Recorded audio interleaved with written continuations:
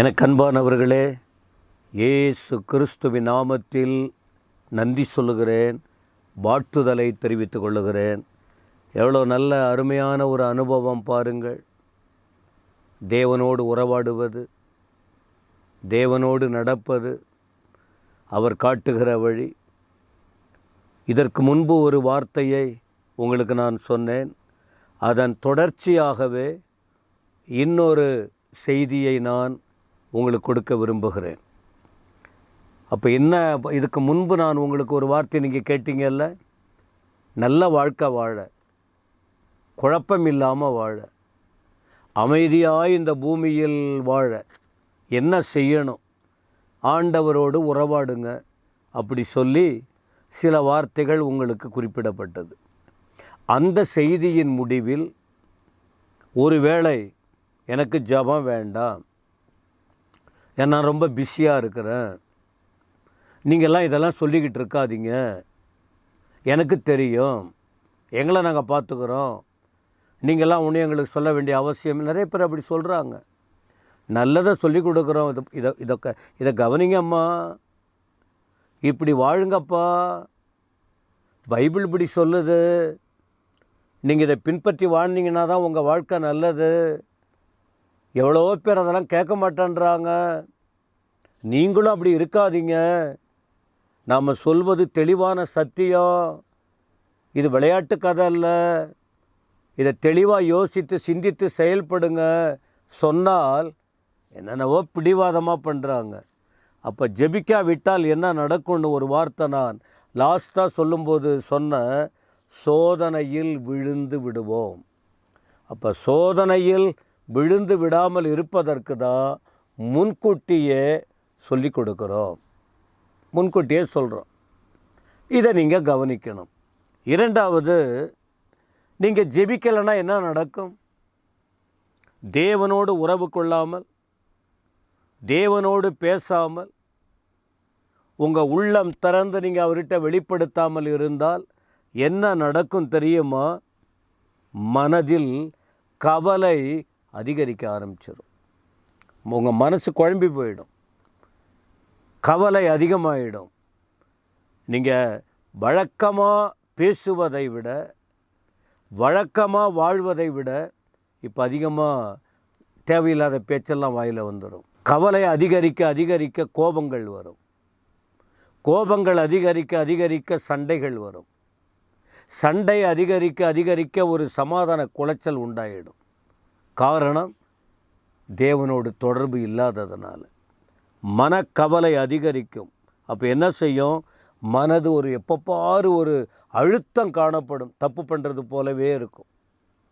இந்த மனசுக்குள்ளே அப்படியே ஒரு கல்லை வச்சு, ஒரு கல் அந்த நெஞ்சுக்குள்ளே இருக்கிறது போல அப்படின்னு ஒரு யோசனை வந்துடும்.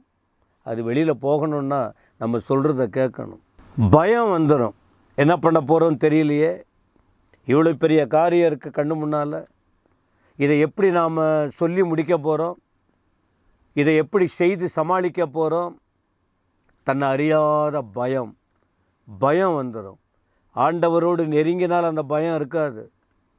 ஆண்டவரோடு நெருங்கி ஜெபம் பண்ணால் மனக்கவலை இருக்காது. ஆண்டவரோட நெருங்கி அவர்கிட்ட தன்னுடைய வாழ்க்கையை ஒப்பு கொடுத்து அவரோட தேடினால் குழப்பம் இருக்காது. நீங்கள் இந்த காரியத்தில் கவனம் செலுத்தாமல் விலகி இருக்கும்போது கட்டாயம் இந்த காரியம் எல்லாம் இருக்கும். அது மட்டுமா, வாழ்க்கையில் பலவீனம் உண்டாயிடும், பலவீனமாயிடுவோம். யோசித்து பேசி பேசி நீங்கள் நடைமுறையில் பாருங்கள், உங்கள் வாழ்க்கையில் ஏதோ ஒரு பிரச்சனை வந்துடுது. நீங்கள் எதிர்பார்த்தது ஒன்று, எதிர்பாராத சம்பவம் ஒன்று வருது, உங்களால் சொல்ல முடியாதுங்க.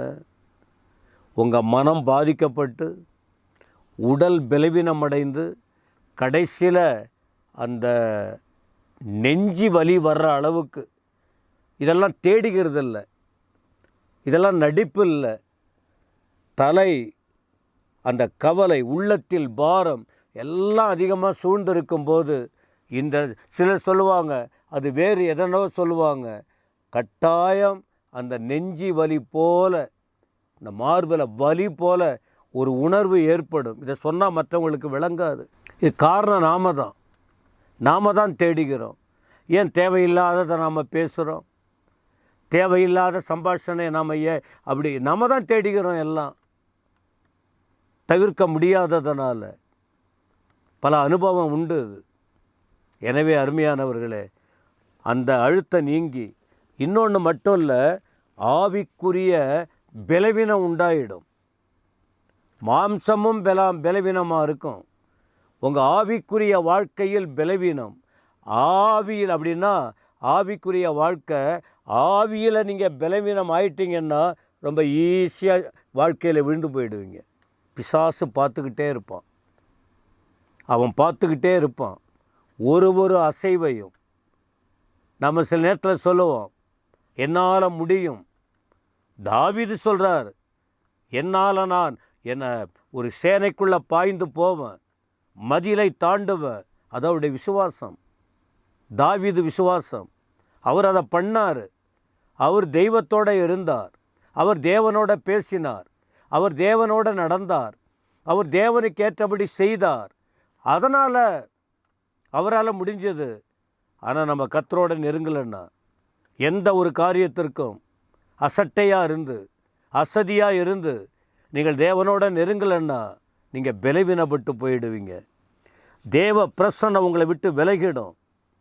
தேவ பிரசன்னம் விலகிடுச்சுன்னா நீங்கள் உங்களால் ஒன்றும் பண்ண முடியாது. ஏன்னா இது ஆண்டவரே சொன்னார். மத்தேயு 26:41 தேவனே இந்த வார்த்தையை சொல்லியிருக்கிறார். இந்த மாம்சம் பலவீனமாயிடும். 26ஆம் அதிகாரத்தின் 41வது வசனம் பாருங்கள். நீங்கள் சோதனைக்கு உட்படாதபடிக்கு விழித்திருந்து ஜெபம் பண்ணுங்க. சோதனை வரும், கவலைகள் வரும், உங்களை கீழே தள்ளக்கூடிய பிரச்சனைகள் வரும், நீங்கள் பலவீனப்பட்டு போகிற நிலைமைகள் வரும். அப்படி சோதனைக்குட்படாதபடி விழித்து ஜெபம் பண்ணுங்கள். ஆவி உற்சாகம் உள்ளது, மாம்சமோ பலவீனமானது. அப்போது தேவ ஜனங்கள் இந்த வார்த்தைகளை பிடித்து கொண்டு நீங்கள் ஜெபிக்க பழகணும். அப்போது எப்படி ஜெபிக்கணும், எதுக்காக ஜெபிக்கணும்னா, அப்போ உறுதியாய் வாழ்வதற்கு என்ன செய்யணும்னா தொடர்ந்து ஜெபம் பண்ணணும். 1 தெசலோனிக்கேயர் 5:17 இடைவிடாமல் ஜெபம் பண்ணுங்கள் என்று வேதம் சொல்லுகிறது. நம்பிக்கையோட ஜெபம் பண்ணுங்க. விசுவாசம் சந்தேகம் வேணாம். யாக்கோபு 1:6 விசுவாசத்தோடு இருங்க. மத்தேயு 6:6 தாழ்மையோட உண்மையாக ஜெபம் பண்ணுங்க. இப்படி தேவனோடு நெருங்கி நீங்கள் ஜெபிக்கும்போது எல்லா பதிலும் உங்களுக்கு கிடைக்கும். தேவன் உங்களை பொறுப்பெடுப்பார், அற்புதமாய் நடத்துவார். தேவன் உங்களை ஆசீர்வதிப்பாராக. ஆமேன், ஆமேன்.